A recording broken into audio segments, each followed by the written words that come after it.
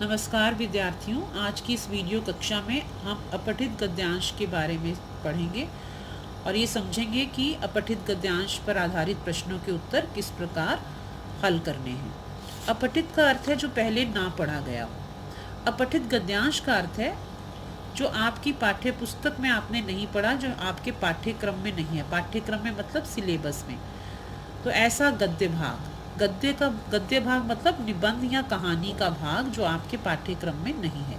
अपठित गद्यांश को पढ़ने से समझने की प्रतिभा का विकास होता है।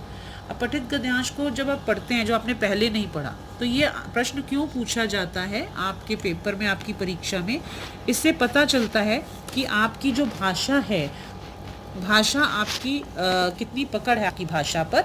और आप अगर आपको सिलेबस में जो चीज़ नहीं है, आपके पाठ्यक्रम में नहीं है, अगर वो भी आप उसको ठीक से पढ़कर समझकर उस पर आधारित प्रश्नों के उत्तर दे सकते हैं, इसका मतलब कि आपको अपने स्तर के अनुरूप भाषा का ज्ञान है। तो पठित गद्यांश को पढ़ने से समझने की प्रतिभा का विकास होता है और इसीलिए ये पठित गद्यांश करवाया जाता है। सामान्यतः अपठित गद्यांश के आधार पर प्रश्न पूछे जाते हैं। इन प्रश्नों के उत्तर दिए गए गद्यांश में ही छुपे होते हैं, जिनमें से ढूंढकर विद्यार्थियों को लिखना होता है। तो अपठित गद्यांश पर आधारित प्रश्नों के उत्तर लिखते समय आपको निम्नलिखित बातों का ध्यान रखना चाहिए। ये आपने ध्यान रखना है कि दिए गए गद्यांश को आपने 2-3 बार पहले पढ़ना है। आप पहली बार गद्यांश को पढ़ें, उसके बाद प्रश्नों को पढ़ लें। प्रश्नों को पढ़ के आपको ये ध्यान रहेगा कि ये गद्यांश में कहाँ कहाँ ये प्रश्न जो हैं आपने उत्तर वहाँ कहाँ कहाँ छुपे हुए हैं। उसके बाद आप 2 बार दोबारा उस गद्यांश को पढ़ें और उसके बाद जो प्रश्न आपने पढ़े हैं उनके हिसाब से मुख्य पंक्तियों को रेखांकित करते जाएं। पूछे गए प्रश्नों को पढ़कर गद्यांश में उनके उत्तरों पर आप निशान लगाएं, रेखांकित करें। प्रश्नों का उत्तर अपने शब्दों में लिखने का प्रयास करना चाहिए, सरल भाषा में लिखना चाहिए और स्पष्ट भाषा में लिखना चाहिए। प्रश्न में अगर 2 भाग हैं तो ये ध्यान से देखना चाहिए कि 2 भाग हैं और दोनों भाग जो हैं करना चाहिए। अगर आपको शीर्षक पूछा गया है तो शीर्षक मतलब होता है टाइटल। पहले आप ये ध्यान में रखें कि शीर्षक का अर्थ है, जैसे हमने अभी किया था सदाचार का तावीज़ कहानी, तो सदाचार का तावीज़ जो है वो कहानी का शीर्षक है। ऐसे अपठित गद्यांश में वो आपसे पूछ सकते हैं कि शीर्षक क्या है, तो शीर्षक का अर्थ है टाइटल। और आपने ये ध्यान रखना है कि जो पहली 2 पंक्तियां हैं और आखिरी 2 पंक्तियां, उन्हीं में कहीं ना कहीं आपको शीर्षक मिल जाएगा और उसमें से आपको ये जानकारी मिल जाएगी अगर आप ध्यान से पढ़ेंगे। तो अब अभ्यास के लिए एक अपठित गद्यांश है, इसको आप पढ़ेंगे और इनके प्रश्नों के उत्तर आप स्वयं लिखेंगे, क्योंकि ये इसी गद्यांश में छुपे हुए हैं। साहस की ज़िंदगी सबसे बड़ी ज़िंदगी होती है। साहस मतलब बहादुरी की ज़िंदगी। साहस की ज़िंदगी सबसे बड़ी ज़िंदगी होती है। ऐसी ज़िंदगी की सबसे बड़ी पहचान यह है कि वह इस बात की चिंता नहीं करता कि तमाशा देखने वाले लोग उसके बारे में क्या सोचते हैं। मतलब साहसी मनुष्य इस बात की चिंता नहीं करता कि तमाशा देखने वाले लोग उसके बारे में क्या सोचते हैं।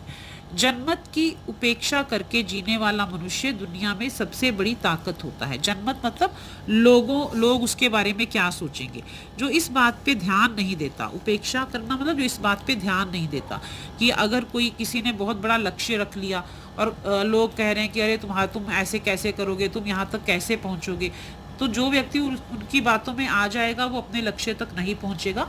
लेकिन जो उनकी बातों में नहीं आएगा वही उस अपने लक्ष्य को हासिल कर सकेगा। और ऐसे लोग जो हैं वो दुनिया की बड़ी ताकत होते हैं। तथा मनुष्यता को प्रकाश भी ऐसे ही व्यक्ति से मिलता है, उसी आदमी से मिलता है।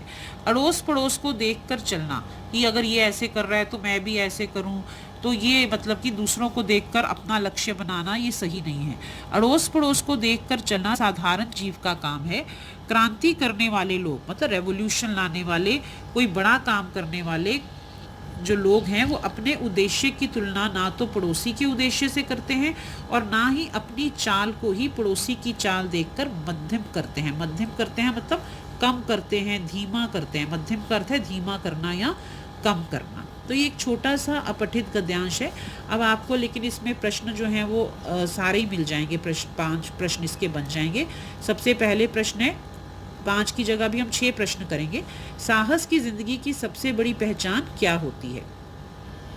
तो साहस की ज़िंदगी की सबसे बड़ी पहचान ये है कि साहसी व्यक्ति इस बात की चिंता नहीं करता कि उसको देखने वाले लोग उसके बारे में क्या सोचते हैं।